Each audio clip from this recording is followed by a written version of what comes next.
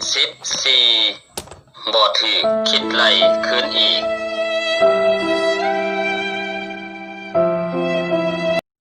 น้องนักเรียนลองเต็กลิ้นได้น้องนักเรียนลองคิดไล่เบิ่ง16ลบ5ถูกเท่าใด11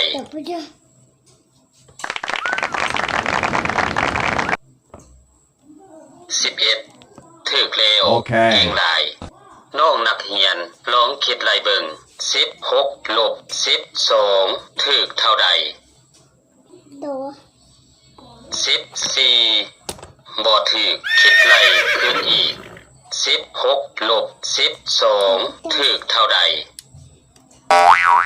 15ผิดแล้วคิดไล่ขึ้นอีก4ถูกแล้วเก่งหลาย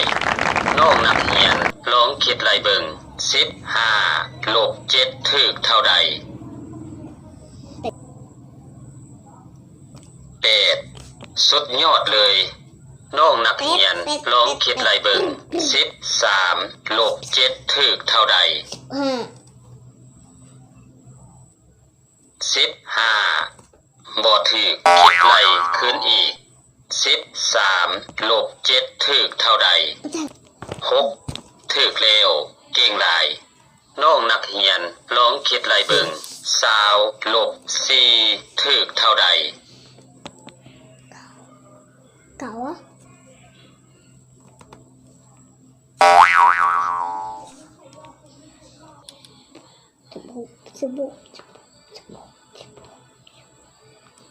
16สุดยอดเลย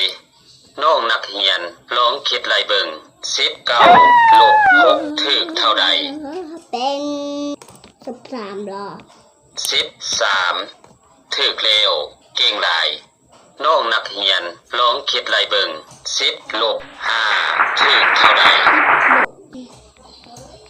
14บ่ถูกคิดไล่ขึ้นอีก10ลบ5ถูกเท่าใด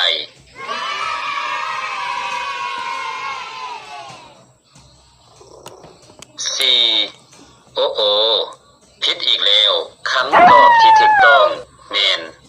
5น้องนักเรียนลองคิดไล่เบิ่ง1บวก1ถูกเท่าใด2ถูกแล้วเก่งหลายน้องนักเรียนลองคิดไล่เบิ่ง2บวก8ถูกเท่าใด10สุดยอดเลยน้องนักเรียนลองคิดไล่เบิ่ง19ลบ9ถูกเท่าใด10ถูกแล้วเก่งหลายน้องนักเรียนลองคิดไล่เบิ่ง2บวก4ถูกเท่าใด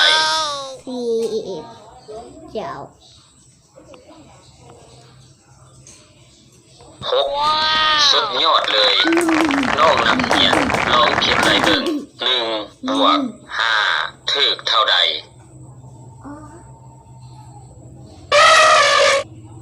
1บวก5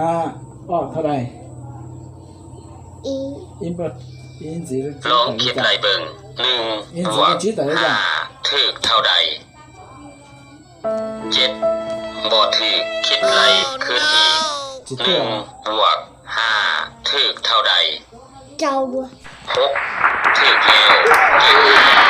น้องนักเรียนลองคิดไล่เบิ่ง20ลบ7ถูกเท่าใด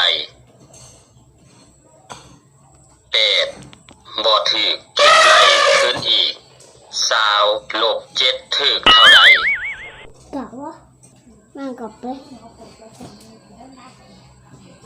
15ผิดแล้วคิดไล่ขึ้นอีกลองคิดไล่เบิ่ง20ลบ7ถูกเท่าใด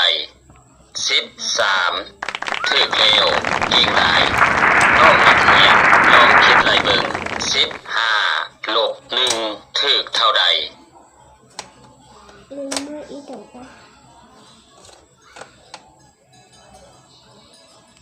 2บ่ถูกคิดไล่ขึ้นอีก1ผิดแล้วคิดไล่ขึ้นอีก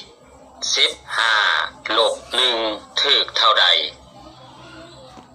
14ถึกแล้ว